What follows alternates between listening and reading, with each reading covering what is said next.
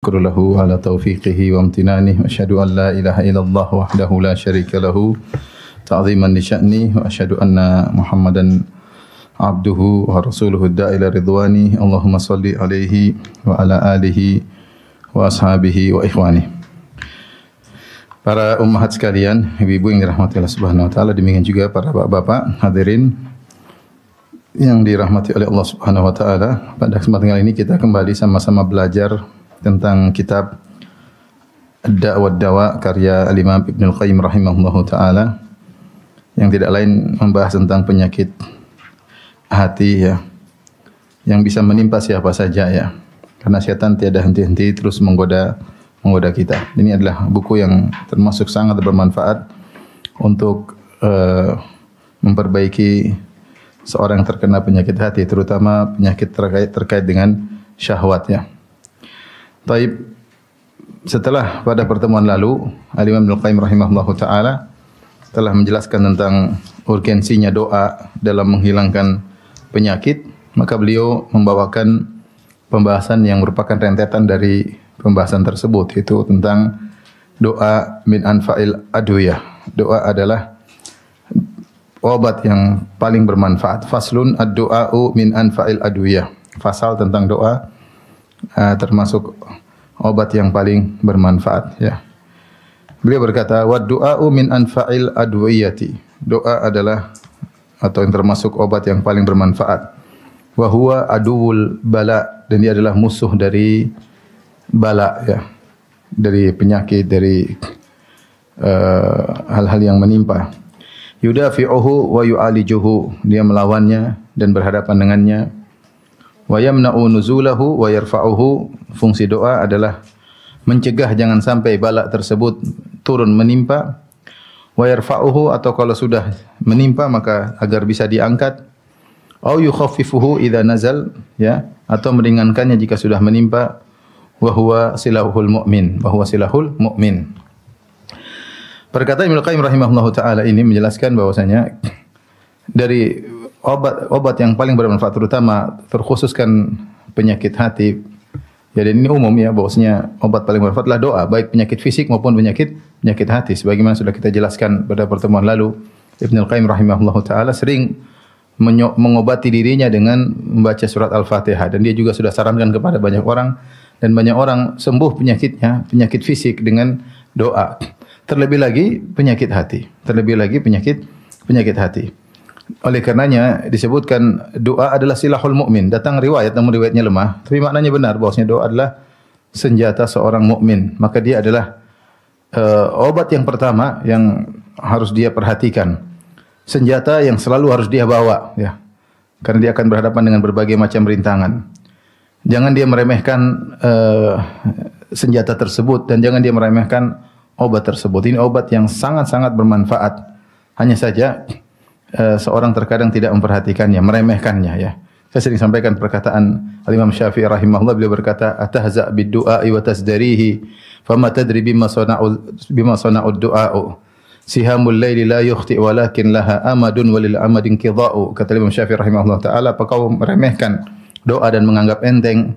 Kau tidak tahu apa yang bisa dilakukan oleh doa. Doa itu seperti anak panah yang dilepaskan di tengah malam ya, dan tidak akan meleset. Hanya saja waktu mengenainya butuh waktu. Tapi pasti akan kena, tidak akan meleset. Maka dia adalah seorang yang beriman. Senjata seorang yang beriman. Kalau orang tidak beriman, dia enggak peduli dengan doa. Tapi orang yang beriman, dia tahu bahwasanya doa ini adalah senjata yang paling bermanfaat. Bahkan meskipun dia sembuh dengan obat-obat medis, biasanya dibuka dengan doa. Dengan doa tersebut diarahkan menuju dokter yang baik. Dengan doa tersebut maka dia diarahkan ikut taklim pengajian yang baik, yang itu merupakan sebab-sebab kesembuhan penyakitnya. Tapi dibuka dengan doa. Maka seorang jangan meremehkan doa. Dan jangan menjadikan doa sebagai senjata terakhir. Ini adalah kesalahan fatal yang dilakukan oleh mukmin dan mukminah, menjadikan doa sebagai senjata terakhir, padahal dia adalah senjata utama seorang mukmin. Apa fungsi doa? Fungsi doa adalah bisa mencegah bala mau menimpa dia tidak jadi karena menimpa kemudian tidak jadi menimpa. Kenapa? Karena dia berdoa kepada Allah Subhanahu wa taala, dia minta al-afiyah.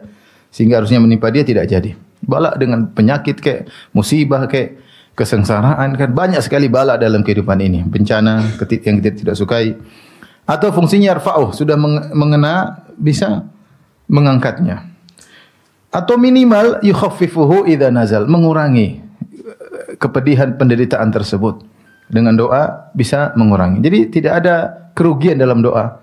Entah mencegah sehingga tidak datang preventif atau mengangkat ya penyembuhan total atau paling tidak mengurangi.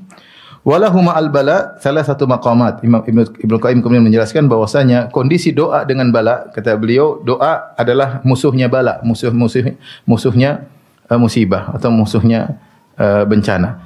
Maka kondisi antara doa dengan bala ada 3 kemungkinan. Salah satu maqamatin. Ahaduha an yakuna aqwa minal bala fayadfa'uhu. Ketika bertarung antara doa dengan penderitaan yang dialami seorang, kemungkinan pertama doa lebih kuat daripada al-bala. Kalau doa lebih kuat, maka al-bala tersebut akan hilang. Terangkat, kalah ya. Bagaimana bisa kuat doa? Tentunya dengan memenuhi syarat-syaratnya dan adab-adabnya. Dan dengan penuh keyakinan. Syarat-syarat dipenuhi, adab-adab dipenuhi, kemudian dengan husnudzon, yakin, maka menjadi kuatlah doa tersebut dan dia bisa menghilangkan bala. Ini masalah iman. Ya, masalah iman. Yang kedua, kemungkinan kedua, ats-tsani an yakuna adhafa minal bala'i fayaqwa 'alaihi al-bala'u fayusabu bihi al-'abdu walakinnahu qad yukhaffifuhu wa in kana dha'ifan. Ya, bisa jadi doa bertarung dengan bala tetapi doa tersebut lemah. Maka hamba akhirnya terkena musibah. Tetapi bisa jadi doa tersebut ya menguranginya. Meskipun doanya lemah, kurang kuat, kalah dengan bala, tapi bala yang tadinya harusnya dahsyat menjadi lebih ringan dengan doa. Jadi tidak ada ruginya kita berdoa. Yang ketiga, an yataqawama wa yamna aqul wahidin minhuma sahibahu. Sama-sama kuat. Sama-sama kuat sehingga kalau dia mau turun tidak jadi ya. Kalau dia sakit juga tidak terangkat, sama-sama kuat, tidak bertambah balanya tapi juga tidak hilang penyakitnya. Ini sama-sama kuat. Ini 3 kemungkinan disebutkan, kemungkinan akliyah, secara akal kemungkinan 3 tersebut. Intinya ingin saya sampaikan di sini atau Ibnu Qayyim rahimahullah taala bahwasanya doa itu pasti ada manfaatnya. Wa min anfa'il adwiyah, dan di antara doa atau penyakit obat yang paling bermanfaat adalah al-ilhah fid doa. Itu merengek-rengek, berulang-ulang minta kepada Allah Subhanahu wa taala. Kata Allah, ud'u rabbakum tadarruan wa khufyah. Berdoalah kepada Rabb kalian tadarru'. Tadarru' itu merendah, nangis, mengutarakan kekurangan, mengutarakan kehinaan diri. Dan gitu cara itu namanya ilhah. Ilhah itu merengek-rengek, meles-meles itu namanya ilhah. Ya. Dan itulah dilakukan oleh para anbiya seperti perkataan Nabi Zakaria, inni wahanal azmu minni washta'ala ar-ra'su syaiba wa lam akum bidu'aika rabbi syaqiyya wa inni khiftul mawaliya min wara'i wa kanat imraati akhira fa hab li min ladunka waliya. Ya Allah, aku sudah tua, tulangku sudah rapuh, rambutku sudah putih semua, sementara istriku mandul, kemudian wa inni khiftul mawali mawra'i, kemudian kalau saya meninggal khawatir tidak ada yang ngurusin Bani Israel. Dia utarakan seluruh kekurangannya, kerendahannya, melas-melas minta kepada Allah Subhanahu wa taala. Seperti Nabi Ayub alaihissalam, wa ayyuba idh nada rabbahu anni massani ad-durr wa anta arhamur rahimin. Ya Allah, aku ditimpa dengan penderitaan. Subhanallah, anni massani ad-durr. Aku ditimpa dengan apa? Penderitaan. Engkau adalah Maha Penyayang, di antaranya yang menyayangi. Lihatlah Nabi SAW ketika berdoa, ketika perang Badar, Rasulullah SAW mengangkat kedua tangannya sampai ridanya jatuh dari pundaknya, benar-benar meminta, melas-melas, mengemis-ngemis, merengek-rengek kepada Allah Subhanahu wa taala. Allahumma anjiz wa'dak, ya Allah, penuhi janjimu ya Allah. Allahumma intuhlik hadhil isaba falan tu'bad. Ya Allah, kalau kau binasakan kami, kau tidak akan diibadahi. Sampai Nabi seperti itu berdoa kepada Allah Subhanahu wa taala. Abu Bakar datang, Abu Bakar radhiyallahu anhu mengembalikan ridha Nabi ke pundak Nabi. Kemudian Abu Bakar berkata untuk menenangkan hati Nabi, kata Abu Bakar radhiyallahu anhu, ya Rasulullah, ba'dha munasyadatika ya Rasulullah. Sudah cukup ya Rasulullah, sudah cukup ya Rasulullah. Allah akan memenuhi janjinya ya Rasulullah. Tapi Rasulullah terus berdoa dan berdoa minta kepada Allah Subhanahu wa taala. Jadi ilhah ini penting. Itulah tadarru' dalam berdoa. Maksud saya ketika kita berdoa serius, dan ini adalah salah satu menjadikan doa menjadi kuat. Jadi kuat dengan ilhah. Nangis. Merengek-rengek. Ya. Utarakan semua isi hati ketidakmampuan kita. Ya Allah, aku lemah, hatiku lemah. Aku sudah berusaha, aku tidak kuat, ya Allah. Ya Allah, terlalu kuat musibah yang menimpaku. Hatiku lemah. Berdoa kepada Allah. Tidak ada yang bisa menyelamatkan kita kecuali Rabbul Alamin. Enggak ada. Ya, yang bisa merubah kondisi Rabbul Alamin. Enggak ada. Ya, yang bisa menguasai hati kita berubah jadi buruk menjadi baik, suudzon menjadi husnudzon, Allah Subhanahu wa taala. Ini ilhah. Ini yang sering hilang dalam apa? Dalam doa. Jadi orang sekarang doa karena sudah hafal lepas begitu saja atau cuma amin amin amin yang dibaca imam juga enggak tahu isinya apa. Gimana mau tadarru, ya. Maka ilhah, tadarru, merengek-rengek, meles-meles, mengutarakan semua isi hati, menunjukkan kehinaan, kerendahan itu diperlukan dalam berdoa. Ya. Jadi Rasulullah SAW disebutkan idza da'a thalathan. Ada Rasulullah SAW kalau berdoa ulangi 3 kali. Itu Nabi yang pasti dikabulkan doanya. Kita kayaknya sekali lewat selesai. Enggak, juga kita doa, terus doa kepada Allah Subhanahu wa taala. Dan Allah suka akan hal tersebut. Makanya Ibnu Qayyim bawakan riwayat waqad rawa Ibnu Majah fi sunanihi, dan Ibnu Majah telah meriwayatkan dalam sunannya, yaitu Sunan Ibnu Majah, min hadithi Abi Hurairah, dari hadis Abu Hurairah radhiyallahu anhu qala qala Rasulullah sallam man lam yas'alillaha yaghdab alaihi. Siapa yang tidak memohon kepada Allah, Allah murka kepadanya, ya. Ya. Allah suka diminta, ya. Allah yaghdabu in tarakta su'ala, Allahu yaghdabu in tarakta su'alahu wa bunayyu adama idza sa'altahu yaghdabu atau kama qala syair, ya. Disebutkan Allah kalau kau tidak minta kepadanya dia akan marah kepadamu, adapun anak Adam kalau kau minta kepadanya dia malah marah kepadamu. Itulah makhluk. Makhluk marah kalau diminta-mintain wajar. Kenapa? Karena makhluk punya keterbatasan. Seorang kaya apapun terkaya di dunia dia punya aset yang terbatas. Dia khawatir, dia tidak ingin disibukkan, minta-minta melulu sibuk. Jadi dia lama-lama jengkel. Sekali diminta senyum, kedua senyum, ketiga mulai enggak senyum, dikasih. Keempat mulai sambil ngomel. Kelima ngomelnya bertambah, keenam diusir. Minta melulu enggak tahu diri. Manusia wajar, kan asetnya terbatas. Mau dia terkaya di dunia aset, kalaupun asetnya sangat banyak dia tidak ingin berkurang asetnya. Tapi Allah Subhanahu wa taala semakin kita minta kepada Allah, semakin Allah senang. Karena kita minta kepada Al-Ghani yang maha kaya, ya. Ya. Oleh karenanya enggak usah ragu-ragu untuk minta kepada Allah dan enggak usah malu-malu untuk minta kepada Allah. Bahkan dalam hadis riwayatkan Rasulullah SAW bersabda, mintalah kepada Allah, ya. Walau syirak liyas'ala ahadukum rabbahu hatta sya'isa na'lihi atau hatta syiraka na'lihi. Hendaknya salah seorang dari kalian mohon kepada Allah meskipun untuk perbaiki tali sendalnya. Itu perkara yang sepele dia minta kepada Allah. Karena Allah suka diminta. Allah suka dimintai. Allah suka dipuji, Allah suka dimintai. Ketika seorang hamba minta kepada Allah, menunjukkan dia mengakui Rabb adalah maha kuasa atas segala sesuatu. Ya. Taib. Ibnu Qayyim nanti akan menyebutkan juga sebab-sebab dikabulkannya, tapi dia singgung karena ilhah ini, merengek-rengek ini sebab sangat bermanfaat, maka dia sendirikan penyebutannya. Dia akan sebutkan sebab-sebab yang lain untuk dikabulkan doa. Dia mendahulukan penyebutan ilhah. Ini poin yang sangat penting, ya. Taib faslun. Setelah itu Ibnu Qayyim lagi membahas tentang bagaimana agar menguatkan senjata doa ini, bagaimana bisa kuat. Ya, maka dia harus hindarkan doa tersebut dari hal-hal yang bisa melemahkan senjata doa tersebut. Karena dia akan bertarung dengan bala, bertarung dengan musibah, dengan ujian, dengan, ya. Berdoa kok enggak diangkat-angkat, berarti musibahnya kok enggak diangkat, karena doanya berarti kurang kuat. Taib. Kata beliau, faslun minal afatil lati tamna'u qabulad du'a. Di antara kesalahan-kesalahan atau cacat-cacat atau aib-aib yang bisa menghalangi dikabulkannya doa. Apa saja aib-aib tersebut atau cacat-cacat tersebut, kekurangan-kekurangan tersebut? Beliau berkata, "Wa minal afatil lati tamna'u tarattuba atharid du'a'i alaih." Dan di antara hal-hal kekurangan yang bisa menghalangi dampak dari doa tersebut, yaitu akibat doa akibatnya dikabulkan, tapi menghalangi tarattubu athari doa, yaitu dampak dari doa tersebut itu menghalangi dikabulkannya doa. Yang pertama, an yasta'jilal abdu wa yastabdi'al ijabah. Ya.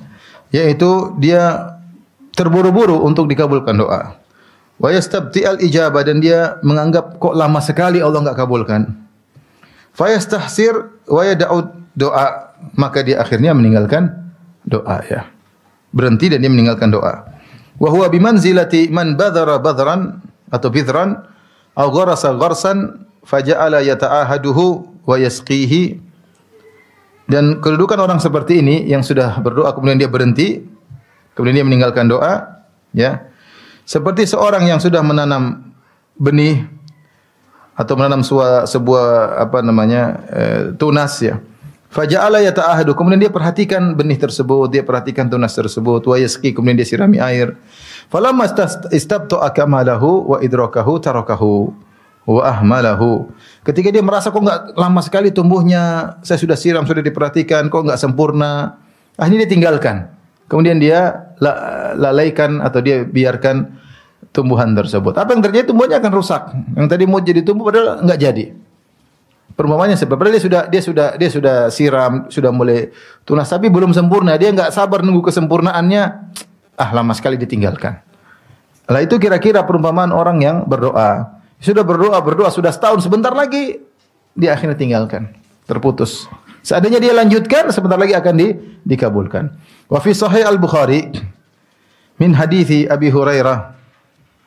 Dalam Sahih Bukhari dari hadis Abu Hurairah, anna Rasulullah sallallahu alaihi wasallam Rasulullah bersabda, "Yustajabu li ahadikum man lam ya'jal."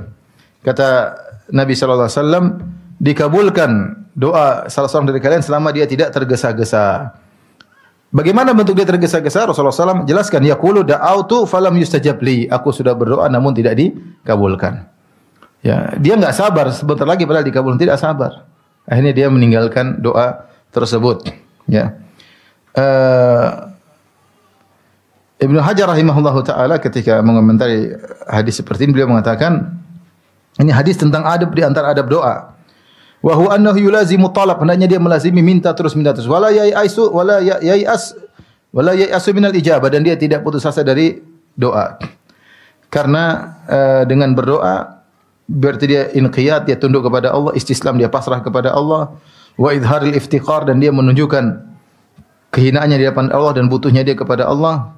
Hatta qala ba'du salaf, ingat ini Ibnu Hajar menukil perkataan sebagian salaf, la ana asyaddu khasyatan an uhrama ad-du'a min an uhramal ijabah. Sungguhnya bagiku lebih berat, aku lebih takut jika aku terhalangi dari berdoa daripada aku terhalangi tidak dikabulkan. Ya, wa ka'annahu asyara ila hadits Ibnu Umar rafa'ahu man futiha lakum minkum babud du'a futihat lahu abwabur rahmah. Seakan-akan orang salaf ini mengisyaratkan tentang suatu hadis yang diriwayatkan oleh Ibnu Umar secara marfu, siapa yang dibukakan bagi kalian pintu doa, maka telah dibukakan bagi dia pintu-pintu rahmat. Al-hadits akhrajahu Tirmidzi bi sanadin layyin. Hadis diriwayatkan Tirmidzi dengan sanad yang lemah, namun disahihkan Al-Hakim, ya.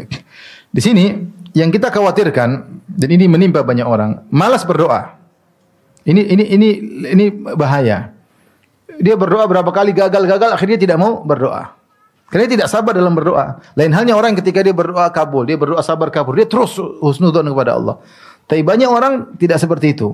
Dia berdoa tidak dikabul, ini berdoa tidak, akhirnya dia malas. Dia merasa kayaknya kurang faedah. Dan ini yang lebih dikhawatirkan seorang tidak berdoa daripada tidak dikabulkan. Karena kalau seorang sudah tidak berdoa, pintu rahmat berarti seakan tertutup bagi dia. Banyak kebaikan yang akhirnya dia lepaskan gara-gara tidak berdoa. Bayangkan kalau orang berdoa, tadi kata Ibnu Hajar rahimahullah taala, maka dia akan menunjukkan pasrahnya kepada itu ibadah tersendiri. Kita pasrah kepada Allah, ibadah tersendiri. Kita menuruti perintah Allah, berdoa, itu ibadah tersendiri. Kita menunjukkan kehinaan kita, kerendahan kita, ketidakmampuan kita kepada Allah, itu ibadah tersendiri. Sehingga seorang berdoa dikabulkan tidak dikabulkan, dia telah beribadah kepada Allah. Makanya Nabi sallallahu alaihi wasallam bersabda, "Laisa syai'un akramu 'ala Allah minad du'a." Tidak ada sesuatu pun yang lebih mulia di sisi Allah daripada doa, karena ini inti peribadatan. Yang Rasulullah SAW bersabda, ad-du'a huwal ibadah. Doa itulah inti ibadah. Dalam sebagian riwayat yang lemah, ad-du'a mukhul ibadah. Doa intisari ibadah. Ini Allah suka. Terlepas dikabulkan atau tidak dikabulkan. Makanya Umar bin Khattab berkata, "Inni la ahmilu hammal ijabah, walakinni ahmilu hammad du'a." Aku tidak pusing dengan dikabulkan atau tidak. Yang aku pusingkan aku berdoa atau tidak. Yang penting saya berdoa. Yang penting saya berdoa. Kemudian jangan sampai seorang hari-hari lewat tidak berdoa kepada Allah Subhanahu wa taala. Orang yang paling sering berdoa adalah Nabi sallallahu alaihi wasallam karena dia tahu dia sangat lemah dan dia hanya butuh kepada Allah Subhanahu wa taala. Jangan sampai hari berlalu kita enggak berdoa kepada Allah Subhanahu wa taala. Ya. Jadi sering berdoa kepada Allah Subhanahu wa taala. Dan di antara kerugian orang tidak berdoa, kata Dawudi dinukil oleh Ibnu Hajar, yukhsha ala man khalafa wa qala qad da'awtu falam yustajab li an yuhramal ijabah. Wa maqamaha minal iddikhar wa takfir intaha. Kata Dawudi rahimahullah taala, dikhawatirkan seorang yang menyelisih sunnah Nabi kemudian meninggalkan doa, dia berkata saya sudah berdoa kok tidak dikabulkan, maka dikhawatirkan pertama dia tidak akan diijabahi permohonannya. Yang kedua dia juga dikhawatirkan tidak menerima bentuk pengabulan yang lain. Kan kita sudah sebutkan dalam hadis yang sahih bahwasanya doa itu pasti dikabulkan. Dikabulkan dengan 3 metode. Pertama, dikabulkan di dunia, cepat atau lambat dikabulkan. Yang kedua, ditunda pengabulannya di akhirat, akan dikabulkan di akhirat. Itu lebih afdal daripada di dunia. Yang ketiga, dipalingkan dari dia kemudaratan yang semisal dengan doa yang dia minta. Gampangannya seorang misalnya, ini sekedar contoh aja, dia berdoa, ya Allah, buatlah daganganku untung 100 juta misalnya. Ternyata enggak untung. Tetapi Allah kabulkan dalam bentuk yang lain. Allah kabulkan dari dia terhindar dari ditipu orang 100 juta. Ini contoh maksudnya, dia minta sesuatu, Allah tidak kabulkan sesuatu tersebut, tapi Allah palingkan dia dari kemudaratan yang setimpal dengan apa yang dia minta. Ini salah satu bentuk pengkabulan. Atau Allah akan tunda pengkabulannya di akhirat, itu lebih afdal. Atau Allah kabulkan di dunia cepat atau lambat. Sehingga tidak ada ruginya orang berdoa. Dan orang yang sudah tidak berdoa, kasihan. Bagaimana ketergantungan dia kepada, bagaimana connecting dia dengan Allah sudah jarang minta sama Allah. Bagaimana rasa ketergantungan dia kepada Allah kurang. Nabi dari bangun tidur sampai tidur lagi berdoa. Keluar rumah berdoa, masuk pasar berdoa. Kegiatan Nabi selalu berdoa dan berdoa. Kalau enggak berdoa zikir, selalu connecting pada Allah Subhanahu wa taala. Nah, kita di zaman ini yang dirahmati Allah Subhanahu wa taala sering tidak connecting sama Allah, connectingnya sama medsos. Connect sama Mas. Kalau kuota sudah enggak ada bingung ya. Aku sedih kalau tidak ada kuota. Bingung, gelisah. Kita sedih kalau tidak connecting sama Allah Subhanahu wa taala ya. Jadi ini yang dikhawatirkan ya. Wa ila dzalika asyara Ibnu Jauzi, kata Ibnu Hajar menukil lagi tentang masalah ini. Ibnu Jauzi telah mengisyaratkan hal ini, dia berkata, "I'lam anna du'a al-mu'min la yurad." Ketahuilah bahwasanya doa seorang mukmin tidak bakalan ditolak. Ghairu annahu qad yakunul aula lahu ta'khirul ijabah. An yakuna khairan lahu an yakuna al-aula lahu ta'khirul ijabah. Namun bisa jadi yang paling lebih baik bagi dia ditunda, tidak langsung. Ini kenapa Allah tunda? Kok tidak langsung Allah jawab permintaan kita? Ada maslahat. Allah lebih tahu. Ya. Dan ini mungkin kalau kita misalnya minta, ya Allah saya ingin kaya, ternyata Allah enggak kasih kaya-kaya. Nanti 20 tahun lagi. Kenapa? Sekarang kamu belum pantas untuk kaya. Kalau kamu kaya sekarang mungkin sombong, angkuh, udik ya. Namanya OKB, orang kaya baru. Udik, tahu-tahu punya duit langsung beli udik ya. Orang yang sudah kaya lama bingung lihat ini baru kaya jadi bingung, punya duit banyak bingung. Jadi Allah tunda, nanti ada waktunya. Kau punya kemampuan hati untuk punya duit, tidak sombong, tidak angkuh, tetap sayang sama yang miskin, kau bisa menata hati, baru Allah kabulkan. Jadi terkadang penundaan itu lebih afdal daripada segera. Tapi seorang misalnya masih berdoa, ya Allah terima di Madinah, Allah tidak terima, nanti aja. Kenapa? Kalau diterima sekarang, mungkin ilmunya kurang pas, kurang cukup untuk bisa menerima ilmu dari para ulama. Atau kalau diterima sekarang mungkin dia sombong, mungkin dia angkuh. Kalau diterima sekarang dia malah jadi gaet, malah enggak belajar. Kita enggak tahu. Ditunda nanti 3 tahun lagi baru diterima. Kita enggak tahu. Kita enggak tahu. Oleh karenanya artinya sebagian kita punya pengalaman. Kita berdoa dikabul 2 tahun lagi.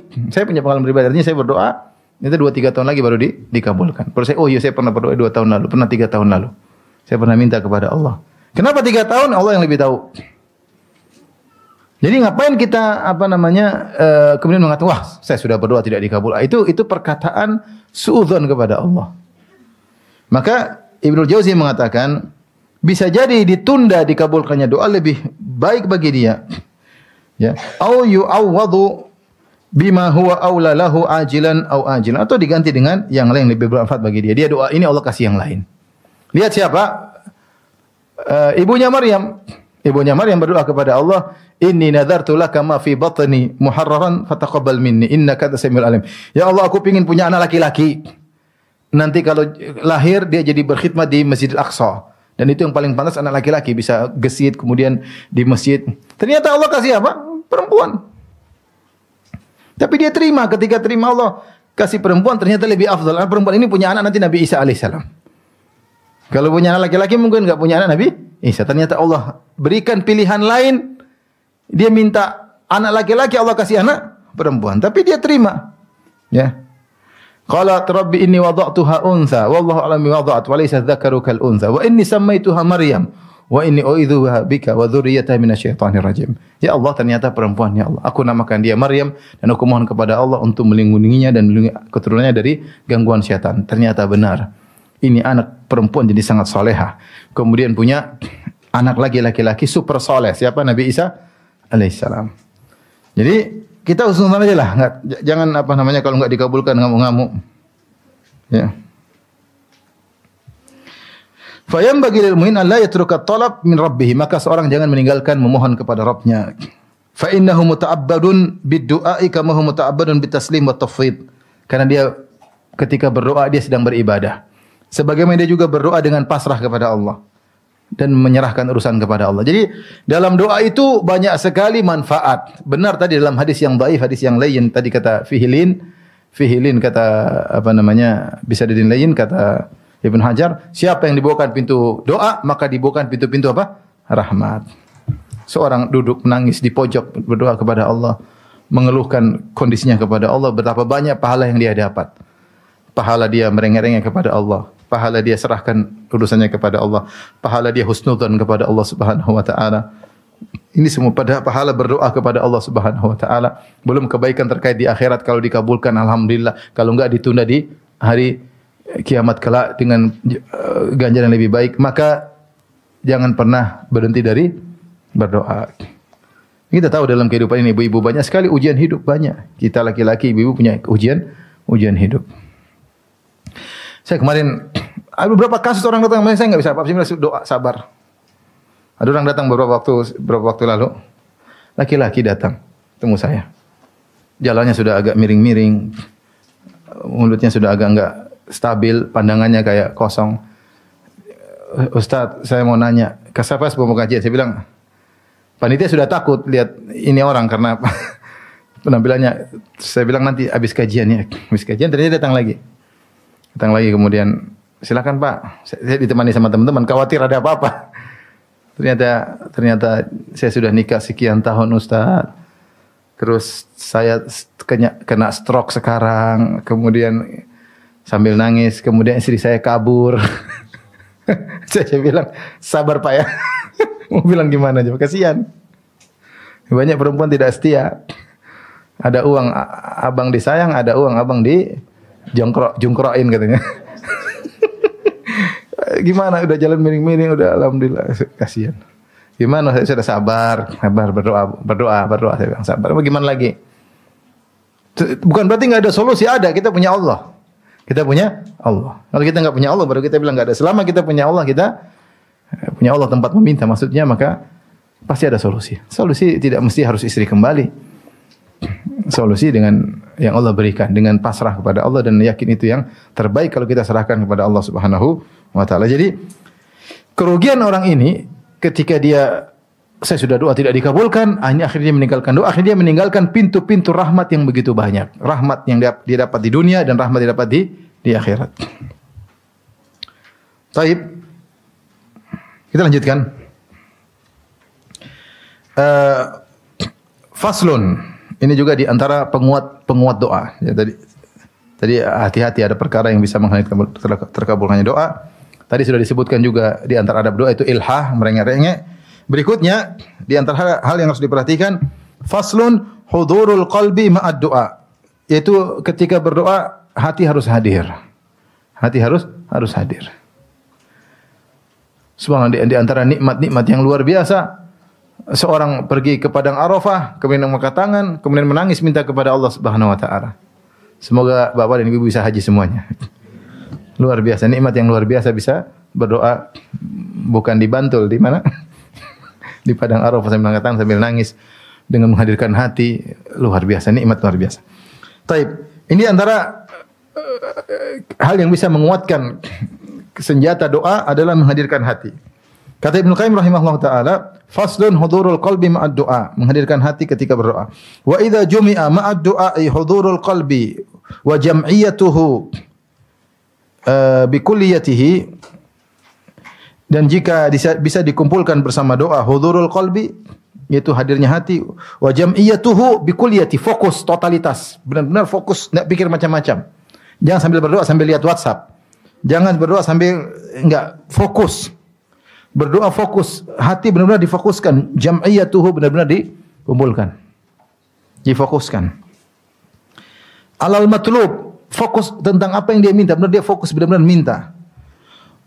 Kemudian wasadafa waqtan min awqatil ijabah as-sittati. Kemudian ngepasi juga selain hati fokus, ngepasi waktu mustajab di antara 6 waktu. Ya. 6 waktu tersebut beliau sebutkan, kemudian wasadafa khusyu'an fil qalbi, dan ngepasi hati yang lagi khusyuk. Wasadafa al-adiyah allati akhbara Nabi sallallahu alaihi wasallam annaha madhinatul ijabah, kemudian juga ngepasi doa yang di situ merupakan potensi besar untuk dikabulkan. Maka beliau mengatakan ini semua akan dikabulkan doa tersebut. Dia menyebutkan beberapa poin, nanti akan kita baca sedikit-sedikit.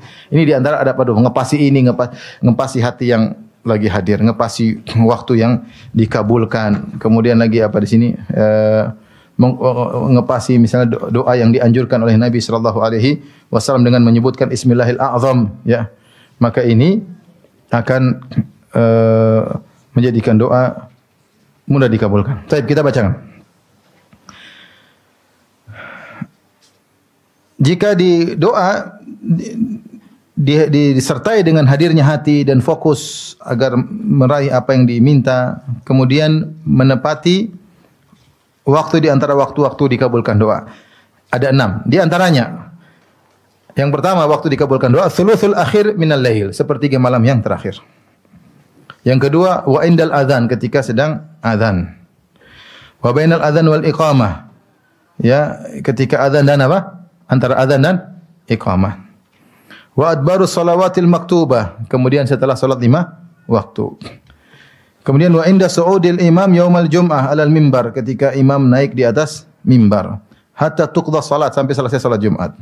Wa akhiru sa'atin ba'dal asr min dzalikal yaum, dan waktu paling terakhir di setelah asar pada hari Jumat. Ini di antara waktu-waktu ijabah. Kita bahas yang pertama, waktu ijabah yang perlu seorang perhatikan ketika berdoa, thuluthul akhir minal lail, itu sepertiga malam yang terakhir. Jelas, waktu nuzul al-ilahi, ketika Allah turun ke langit dunia.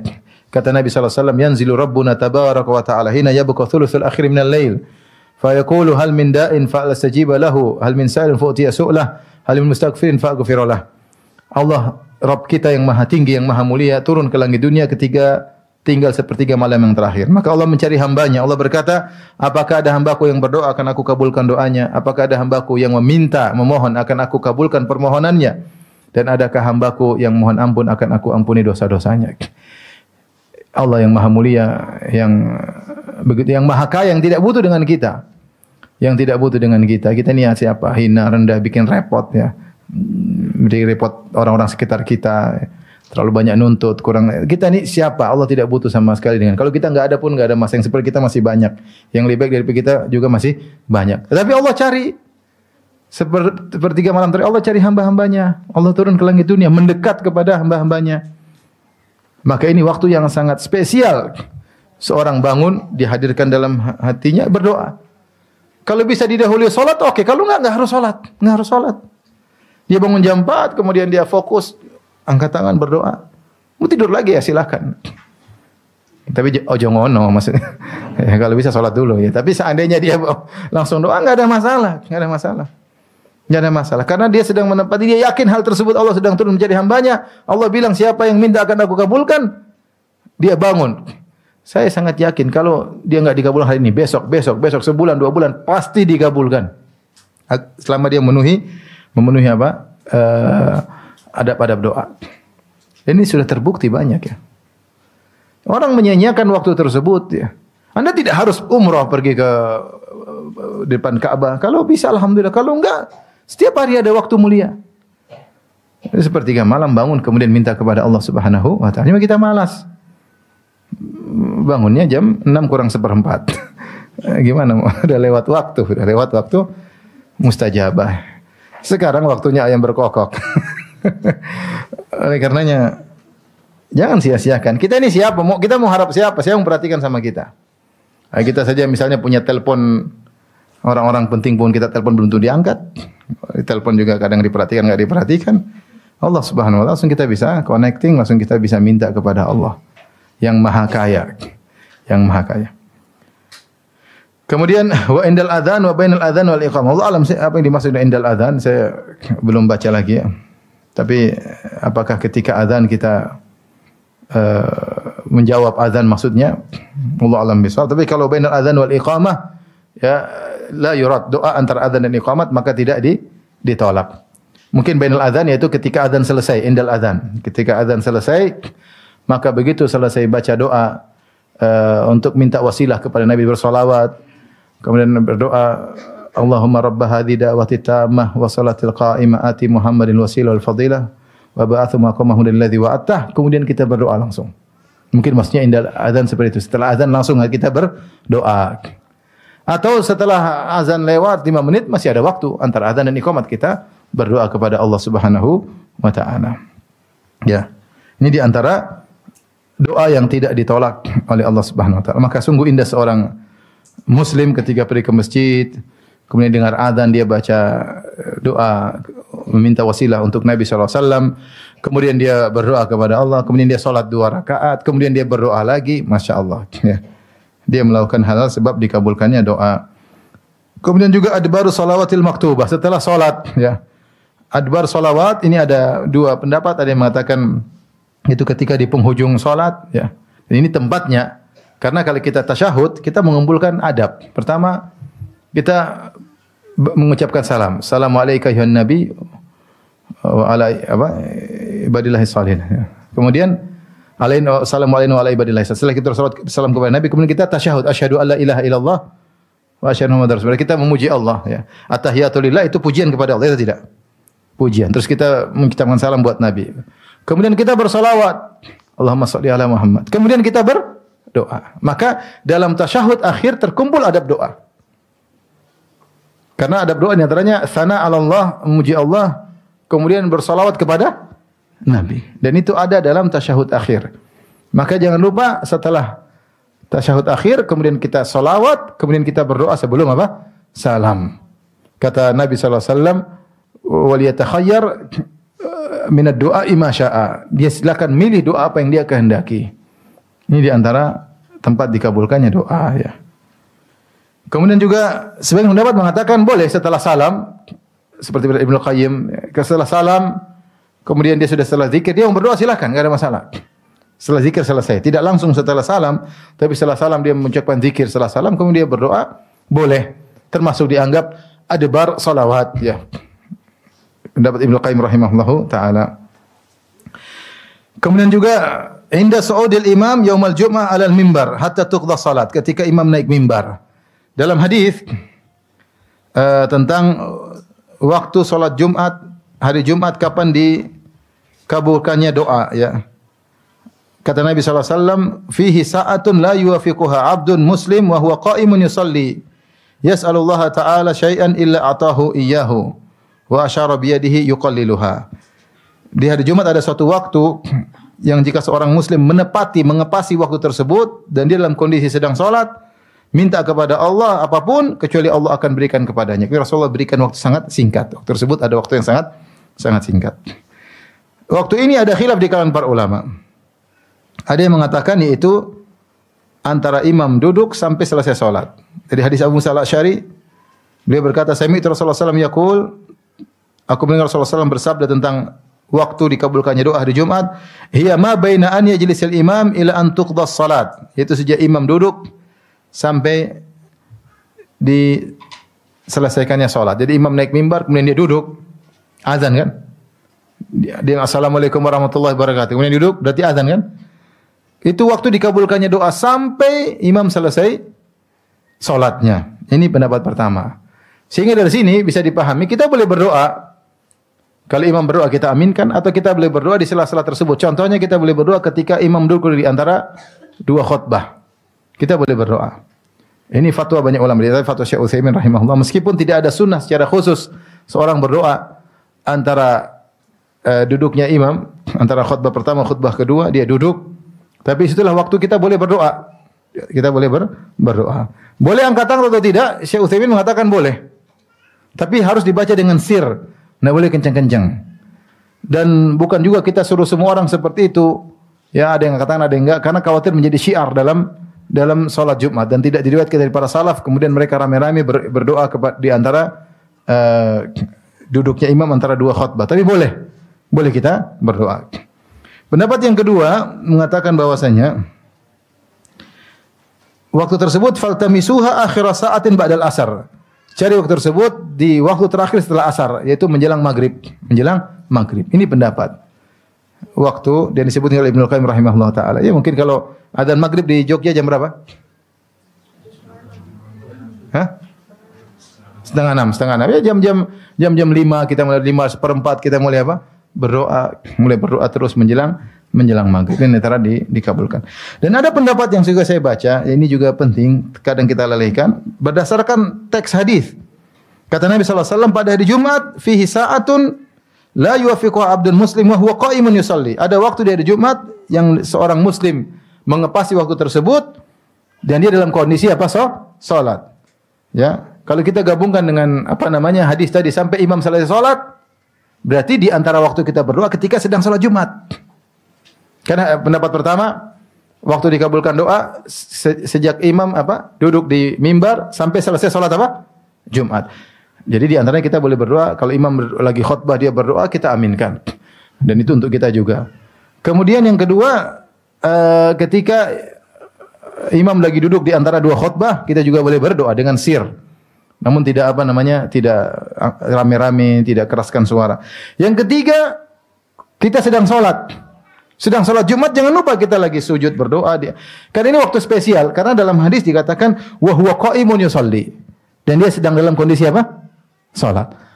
Berarti ini waktu-waktu yang harus diperhatikan. Intinya, waktu Jumat, waktu dikabulkan doa, pertama, ketika imam khutbah, di tengah khutbah dia berdoa, kita aminkan. Itu waktu dikabulkannya doa. Kedua kapan? Ketika imam duduk di antara dua khutbah. Masing-masing doa sir, pelan-pelan. Mau angkat tangan, enggak angkat tangan, enggak masalah. Ya, Allah Maha mendengar. Yang ketiga, ketika kita sedang apa? Salat. Sedang salat Jumat. Fokus berdoa untuk kedua orang tua ketika tasyahud akhir, ketika sujud berdoa. Yang keempat, di akhir saat sebelum maghrib hari Jumat. Ini di antara waktu-waktu yang dikabulkan. Kata Ibnu Qayyim, wa akhiru sa'atin badal asri min dzalikal yaum. Ini di antara waktu yang dikabulkan. Kemudian dia berkata, wa sadafa khusyu'an fil qalb.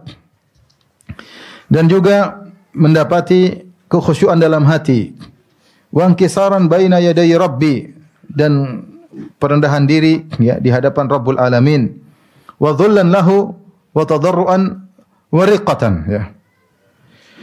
Yaitu dia khusyuk dalam hatinya ketika berdoa. Inkisar itu dia merasa rendah, menunjukkan kehinaannya di hadapan Allah. Tadarruan, dhullan, semua makna yang sama. Tadarru' itu rendah, dhul itu menghinakan diri, wariqatan kelemahan jiwa di hadapan Allah Subhanahu. Jangan ada kesombongan sama sekali. Jangan ada kesombongan. Jadi ketika berdoa benar-benar fokus, saya sangat memerlukan pertolongan-Mu ya Allah. Kalau tidak Engkau, aku tidak bisa jadi apa-apa. Benar-benar. Jangan merasa ya kalau Allah kabulkan oke, kalau enggak juga enggak masalah. Enggak boleh begitu ya. Jadi benar-benar fokus. Ya. Tadarru', merendahkan diri di hadapan Allah Subhanahu wa taala. Menjelaskan kebutuhan kita kepada Allah. Makanya dari sini kita tahu doa enggak bisa buru-buru. Dari sini kita nggak bisa doa buru-buru. Ya Allah, Rabbana atina fid dunya hasanah. Nggak bisa buru-buru. Bagaimana menghadirkan tadarruk begitu? Doa ya Allah, pelan-pelan. Rabbana atina fid dunya hasanah. Ya Allah, zalamtu nafsi dzulman katsira wa la yaghfiru dzunuba illa. Sambil kita renungkan. Kalau kita kurang ngepas, ulangi 2 kali. Kurang ngepas, ulangi 3 kali. Rasulullah SAW sunnahnya ngulang doa sampai 3 kali. Ini bisa buru-buru. Ya. Karena kalau kita buru-buru, kita nggak bisa menghadirkan kehadiran hati. Kita nggak bisa menghadirkan tadarruk kita. Buru-buru, ya. Makanya jarang dikabulkan doa kalau kita berdoanya apa? Buru-buru. Kemudian di antara sunnahnya wastaqbala da'i al-qiblah, menghadap kiblat. Kalau dan banyak dalil sudah saya bahas dalam kitab Da'awat dalam Sahih Bukhari, kajian malam Jumat. Rasulullah SAW ketika mau berdoa dia menghadap kiblat, mulai berdoa angkat tangan minta kepada Allah Subhanahu wa taala. Namun sunnah, tidak wajib. Ya. Kemudian wa kana ala taharah, ini adab doa dalam kondisi suci. Bersuci. Ini juga tidak harus, tapi ini kalau bisa dalam kondisi bersuci lebih baik. Wa rafa'a yadayhi ila Allah. Kemudian dia mengangkat kedua tangannya ketika berdoa kepada Allah, kemudian memuji Allah. Ini juga di antara tanda menghinakan diri, mengangkat tangan. Angkat tangan, ya. Rasulullah SAW mengangkat tangan biasa, tapi ketika istisqa Rasulullah SAW mengangkat tangan lebih tinggi. Seorang muda angkat tangan, yang penting minta kepada Allah. Dan Nabi SAW mengatakan, Innallaha hayyun karim sittir yastahi min abdihi idza rafa'a yadayhi ilaihi an yaruddahu masifran. Sungguhnya Allah Subhanahu wa taala Maha menutup aib hambanya dan Maha malu kalau hambanya mengangkat kedua tangannya ketika berdoa kepadanya kemudian Allah kembalikan tangan kosong. Allah malu di sini maksudnya seakan-akan tidak layak bagi Allah yang Maha Kaya ada hambanya yang angkat tangan kemudian Allah tidak kabulkan. Maksud malunya demikian itu karena saking maha baiknya Allah Subhanahu wa taala. Hambaku ciptaanku sudah mengatakan aku maha kaya, kenapa aku tidak kabulkan? Maka jangan lupa ketika berdoa angkat tangan. Kemudian thumma sanna bi salati ala Muhammadin abdi wa rasul. Jangan lupa juga bersalawat kepada Nabi ketika berdoa. Kemudian thumma qaddama baina yaday hajati taubat wal istighfar. Dan jangan lupa di antara doa beristighfar dan bertobat. Sebagaimana dicontohkan oleh para anbiya. Rabbi ghufirli wa habli mulkan la yanbaghi li ahadin ba'di. Kata Nabi Sulaiman ketika minta kerajaan yang luar biasa dia buka dengan Rabbi ghufirli, ya Allah ampunilah aku. Lihat Nabi Yunus buka doa dengan istighfar, ya. La ilaha illa anta subhanaka inni kuntu minadh dhalimin. Jadi jangan lupa beristighfar, ya. Ini semua bentuk merendahkan diri di hadapan Allah. Tidak ada sok sama sekali ketika mohon kepada Allah Subhanahu wa taala. Kemudian thumma dakhala Allah kemudian masuk minta kepada Allah, mulai ilhah. Jadi itu semua mukaddimah, kemudian mulai merengek-rengek minta. Wa allaha alaihi fil mas'alah. Merengek-rengek menangis-nangis minta kepada Allah. Wa tamallaqahu wa da'ahu. Kemudian minta sama tamallaq maknanya merengek-rengek, merayu-rayu minta kepada Allah. Raghbatan wa rahbatan dalam kondisi berharap dan takut. Kemudian juga wa tawassala ilaihi bi asma wa sifatihi wa tauhidihi. Bertawassul kepada Allah dengan nama-nama Allah, sifat-sifatnya. Puji Allah Subhanahu wa taala, tauhidkan kepada Allah. Puji Allah Subhanahu. Ya Allah, Engkau ilahi, Engkau Tuhanku. Ya Allah, Engkau khaliq, penciptaku. Ya Allah, Engkau razik, Engkau memberi rezeki kepadaku. Ya Allah, tidak yang mengatur alam semesta kecuali Engkau, ya Allah. Semua di tangan Engkau, ya Allah. Engkau juga berkata kun fayakun, maka jadilah. Ya Allah, sungguh masalahku adalah ringan di hadapan-Mu. Puji Allah. Kalau enggak bisa bahasa Arab, bahasa Indonesia. Doa, memuji Allah terus sampai puji, kemudian kita minta sama Allah. Kemudian kata Ibnu Qayyim wa qaddama baina yaday du'ai sadaqah, dan jangan lupa bersedekah sebelum apa? Berdoa. Ini masalah sedekah sebelum berdoa. Sebagian ulama berdalil dengan karena tidak ada dalil khusus tentang masalah ini, tetapi sebagian ulama berdalil dengan salat gerhana. Apa disyariatkan salat gerhana? Kita berdoa kepada Allah Subhanahu wa taala. Dan setelah itu Rasulullah SAW berkata, fa idza ra'aitum dzalika fad'ullaha. Kalau kalian lihat gerhana berdoalah. Wa kabbiru, bertakbirlah. Wa sallu, dan salatlah. Wa tasaddaqu, dan bersedekahlah. Seakan-akan bahwasanya kalau doa itu diiringi dengan sedekah. Jadi kalau jadi Rasulullah mengatakan maka berdoalah kepada Allah, wa kabbiru wa sallu. Bertakbir itu memuji Allah. Salat minta kepada Allah disertai dengan wa tasaddaqu, dan bersedekahlah. Ini menunjukkan bahwasanya sedekah menguatkan dikabulkannya doa. Ibnu Daqiq ketika mengomentari hadis ini beliau berkata, wa fil hadis dalilun ala istihbabi sadaqah indal makhawif wal istidfa wa istidfa'il bala al-mahdhur. Dalil ini menunjukkan dianjurkannya sedekah ketika muncul hal-hal yang menakutkan, mengkhawatirkan dalam rangka menolak bala. Jadi sedekah diperlukan. Kita sebelum berdoa kita bersedekah. Syekhul Islam Taimiyah berkata, "Ad-du'a sababun yadfa'ul bala, fa idza kana aqwa minhu dafa'ahu." Doa adalah sebab menghilangkan bala, jika doa lebih kuat akan menghilangkan bala. Wa idza kana sababul bala aqwa lam yadfa'hu, lakin yukhaffifu aw yudhifuhu. Kalau doa tidak kuat maka bala tidak hilang tapi diringankan. Walihada amara umira indal kusuf wal ayat bis salati wad du'a wal istighfar was sadaqah. Karenanya ketika terjadi gerhana matahari atau ada kejadian-kejadian yang luar biasa, maka diperintahkan untuk salat, untuk berdoa dan istighfar dan sedekah. Jadi sedekah itu menguatkan apa? Doa. Doa yang tadinya lemah dengan sedekah menjadi kuat. Ya. Oleh karenanya perkataan Ibnu Qayyim ini meskipun tidak ada nas yang secara spesifik tapi ada dalil umum. Kata Ibnu Qayyim, wa qaddama baina yaday du'ai sadaqah. Sebelum dia berdoa dia bersedekah. Fa inna hadha du'a la yakadu yuraddu abadan. Doa yang mengumpulkan syarat-syarat ini tidak akan tertolak selamanya, pasti diterima. Wala siyama in sadafa al-adiyah allati akhbara an-nabi sallallahu alaihi wasallam annaha madhinnatul ijabah atau annaha mutadamminatun lil ismil a'zam. Terlebih lagi kalau doa tersebut disertai dengan zikir-zikir yang diajarkan oleh Nabi yang merupakan potensi besar untuk dikabulkan, yaitu doa-doa yang mengandung ismil a'zam, nama Allah yang Maha Agung, ya, yaitu di antaranya misalnya as-samad. Di antaranya kemudian kita bacakan dalil-dalilnya sebentar aja. Faminha ma fi sunan wa sahih Ibnu Hibban. Di antaranya yang diriwayatkan dalam sunan dan juga dalam sahih Ibnu Hibban min hadits Abdullah bin Buraidah an abihi anna Rasulullah sallallahu alaihi wasallam sami'a rajulan yaqul. Ayahnya bahwasanya Rasulullah SAW mendengar seorang berdoa, Allahumma inni as'aluka bi anni asyhadu annaka antallahu la ilaha illa anta. Ya Allah, aku mohon kepadamu. Dia bertawassul dan aku bersaksi. Dan dengan aku bersaksi bahwasanya Engkau adalah Allah yang tidak ada yang berhak disembah kecuali Engkau. Al-Ahadus Samad, yang Maha Esa. As-Samad, yaitu yang tidak perlu kepada siapapun dan semuanya butuh kepadamu. Alladzi lam yalid wa lam yulad, yang tidak melahirkan dan tidak dilahirkan. Wa lam yakul lahu kufuwan ahad, dan tidak ada yang setara dengannya. Maka Nabi mengomentari doa orang tersebut, laqad sa'alallaha bismilladzi idza su'ila bihi a'ta. Sungguh dia telah mohon kepada Allah dengan nama Allah yang kalau disebut nama tersebut pasti Allah mengabulkan. Wa idza du'iya bi ajab. Kalau didoa Allah dengan doa tersebut Allah akan memenuhi doa tersebut. Wa fi lafdhin laqad sa'alallaha bismihil a'zam. Sungguh dia telah minta kepada Allah dengan nama Allah yang agung. Mungkin di sini nama As-Samad ya atau Al-Ahad. Artinya kita meminta dengan bertawassul dengan nama-nama Allah yang hebat. Yang tanya Allahu Al-Ahad dan apa? As-Samad.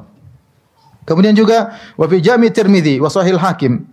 Dalam Sunan Tirmidzi dan Sahih Al-Hakim min hadits Sa'ad bin Abi Waqqas an Nabi sallallahu alaihi wasallam qaal, Nabi sallallahu alaihi wasallam bersabda, da'watu dhinnun idza da'a wa huwa fi batnil hud. Doanya Nabi Yunus ketika dia berada dalam perut ikan paus, la ilaha illa anta subhanaka inni kuntu minadh dhalimin. Ya Allah, tidak ada yang berhak disembah kecuali Engkau, sungguhnya aku termasuk orang yang berbuat dosa. Innahu lam yad'u biha muslimun fi syai'in qad illa istajaba Allahu lahu.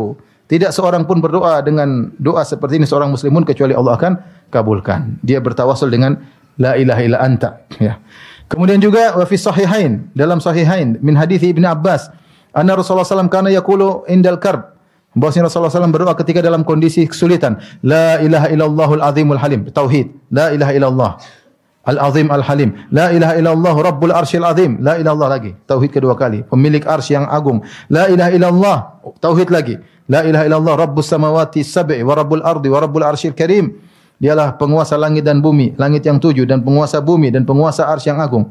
Ini doa Rasulullah ketika dalam kondisi mendesak. Maka seorang memuji Allah. Jangan lupa memuji Allah. La ilaha illallah, la ilaha illallah. Kemudian wa fi musnadil Imam Ahmad, ini bertawassul kepada nama-nama Allah. Dalam musnad Imam Ahmad aidan min hadits Abdullah bin Mas'ud, qala, dari Abdullah bin Mas'ud radhiyallahu anhu dia berkata, kalau Rasulullah sallallahu alaihi wasallam ma asaba ahadan qad hammun wala hazanun. Tidak seorang pun ditimpa dengan kesedihan dan kegelisahan. Faqala, kemudian dia berdoa dengan doa ini, Allahumma inni abduka ibnu abdika ibnu amatik. Ya Allah, sesungguhnya aku adalah hamba-Mu. Aku adalah hamba dari aku adalah hamba-Mu dan aku adalah anak dari hamba-Mu. Ibnu amatik, aku juga putra dari hamba perempuan-Mu, maksudnya ibuku. Nasiyati biyadik, sungguhnya ubun-ubunku di tangan-Mu. Madhin fiyya hukmuk, bagaimanapun juga hukummu pasti berlaku kepadaku. Adlun fiyya qada'uk, akan tetapi keputusan pasti adil bagiku. As'aluka Allahumma bi kulli ismin huwa lak, aku mohon kepada Engkau dengan semua nama-nama yang indah milikmu. Sammaita bihi nafsak, yang nama-nama tersebut kau namakan dirimu. Aw 'allamtahu ahadan min khalqik, atau kau ajarkan kepada salah seorang dari hamba-Mu, itu ajarkan Rasulullah sallallahu alaihi wasallam. Aw anzaltahu fi kitabik, atau kau turunkan kepada di Al-Qur'an.